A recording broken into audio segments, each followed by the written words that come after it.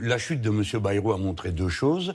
La première, c'est qu'elle était bien plus ample que prévu, c'est-à-dire que vraiment à peine un tiers de l'Assemblée, y compris une partie de ses propres troupes, n'ont pas voté pour lui. Et puis, je le comprends comme une victoire populaire. Je vais peut-être vous surprendre, mais lui, il a dit « Je présente la question de confiance », et saluons-le au passage, parce que c'est la première fois depuis 5 ans, il a eu ce courage, parce que, de son aveu, il y avait la menace du 10, réaction populaire, et la grève générale du 10.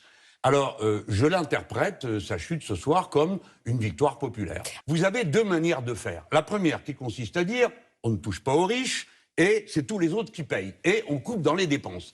Alors les gens à qui on dit, vous savez, c'est comme un budget familial, mais jamais de la vie. Le budget de l'État n'est pas un budget familial. C'est un budget où vous décidez, vous, de vos recettes. Donc, ce qu'il faut, à nos yeux, c'est augmenter les recettes. Comment ? Eh bien, en dynamisant l'activité. Parce que quand vous embauchez quelqu'un, par exemple au SMIC, il dépense tout son SMIC, il paye de la TVA, tous les Français payent des impôts.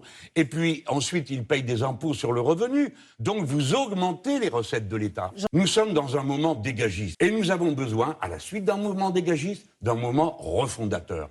Seule l'élection présidentielle dans ce pays, compte tenu de ce que sont les institutions, nous permet d'avoir ce moment refondateur. Les gens, qu'est-ce que vous préférez? Qu'on continue à couper et à détruire le service public, ou bien qu'on fasse une relance écologique et sociale? Ça me paraît simple comme alternative. Eh bien, il n'y a que l'élection présidentielle qui rend ça possible.